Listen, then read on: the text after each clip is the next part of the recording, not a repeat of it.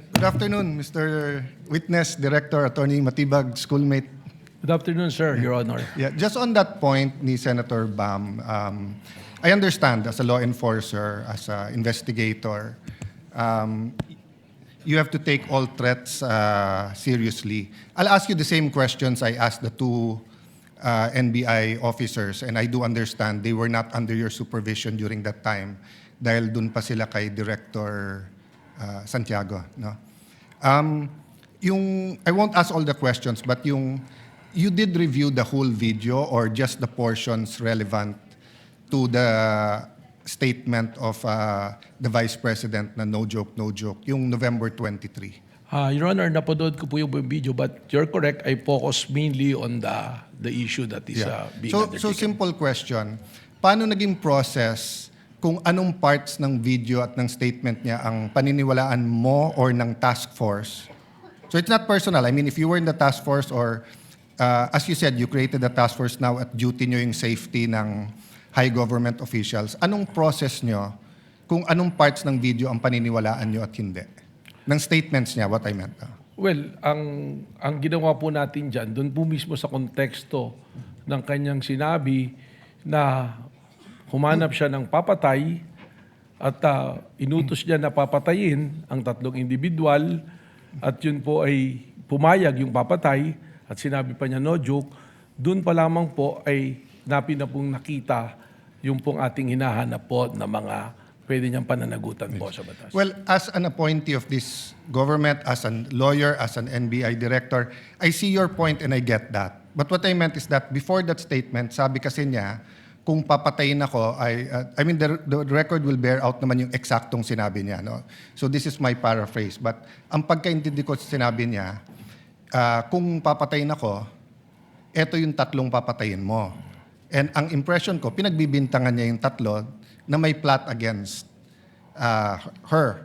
So yun ang tanong ko dun sa two previous NBI directors. If you're gonna believe that she contracted or talked to, may kausap, no? Siya, if you're going to believe that may kausap siya at papapatay yung tatlo, will you not believe the previous nung sinabi niyang kung ako naman ang papatayin? Hindi po ganon, sapagkat ang tinignan na nga po natin ay yung kanyang mismong pagbabanta. At sa amin po, sa ngayon, yung aking pong task force na nag-iimbestiga, ay malinaw po na ang tinitingnan ay kung ano na ang nangyari dahil doon sa pagbabanta. Okay. At sinasabi nga po namin, dahil po doon sa pagbabanta, ito po ay umabot na, doon na po sa level na ang national security nataya na po, na kompromiso na. Sapagkat marami na pong lumalabas, tuloy-tuloy na pagbabanta. So doon na po natin ito tinitingnan. Yes. In the same video, she mentioned massive corruption. But wala pa dyan kasi yung kayo speech at flood control investigation. So, same question, Director. Naintindihan ko, yun yung pinaniwalaan nyo. May kausap siya, no joke. Pero ang question ko, paano yung proseso nyo or anong naging thinking nyo na etong papapatay yung presidente, pinaniniwalaan ko, pero etong siya ang papatayin, hindi ko paniniwalaan, at etong graft and corruption, hindi ko rin paniniwalaan. What's the process there? Well, ang proseso po dyan ay tinignan naman natin doon po sa pagbabanta niya, kung sa grave threat po yung pag-uusapan natin, alam naman po natin na yung threat na yan is absolute dahil nandoon naman po yung elemento eh.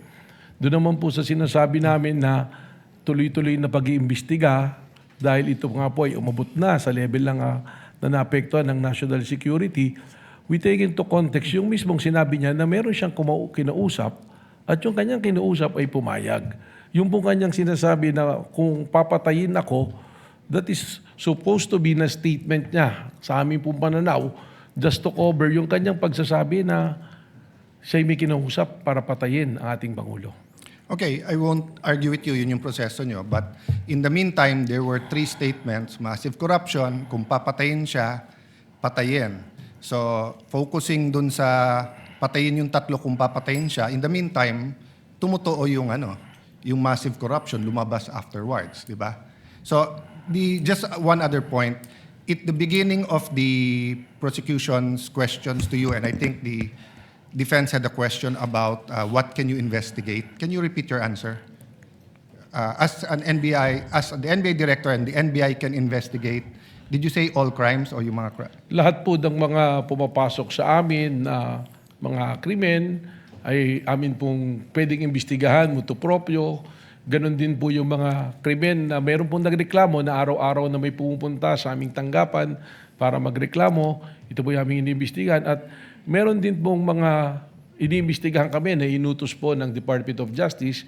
And by the very nature, under the Constitution po ng Office of the Ombudsman, they can delegate the National Bureau of Investigation to... So as a general rule, you can investigate any crime motu proprio? More than the investigation of the crime is also the protection of our nationals. Yes. Saka po siyempre, siguraduhin na promote ang ating demokrasya, hindi nakukompromiso. Yes, but Lahat sa po yan. investigation lang. So you can investigate any crime. Tama po. Yeah. Isn't that against Republic Act 10867? The statute the that statute gives you of- power. The act reorganizing and modernizing the National Bureau of Investigation.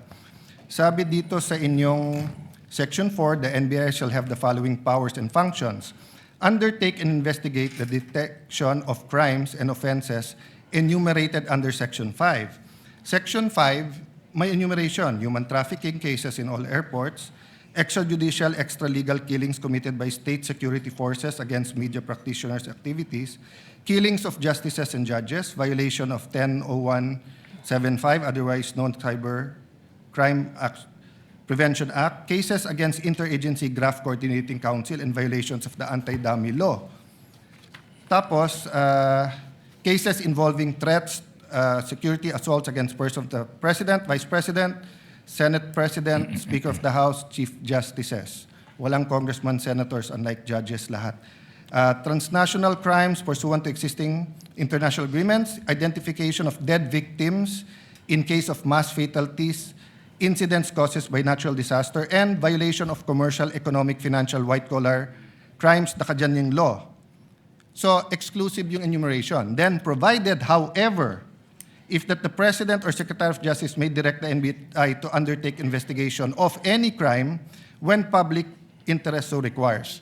So, hindi ba limited ang pwede niyong imbestigahan except that ang DOJ at President ang pwede mag-atas? That's my last question. Yes. Kindly wind up. Well, Witness may answer. Yes.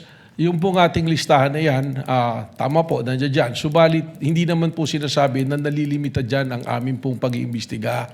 Sapagkat malino po ang mandato ng NBI that we are the primary investigating body. Yun lamang nga po, merong mga kaso, kung ito po ay bumagsak na sa jurisdiction halimbawa ng PNP na kanilang iniimbestigahan, we can still help and coordinate at the same way na kung kami po ay nag-iimbestiga at ang PNP pwede rin pong tumulong Well, po sa amin. Director, if that's your interpretation, that goes against what they taught us in law school, na pag exclusive yung enumeration, you cannot add. And at the end of the enumeration of Section 5, nakalagay nga dito, however, the President and Secretary of Justice may direct you to undertake investigations of any crime. Why do they have to say any crime if you can do it any crime? If you can investigate any crime after all? It seems that you're expanding your jurisdiction by yourself. Well, we've been doing po yan sapagkat we have also our primary role to make sure that law and order is being promoted through the NBI din po.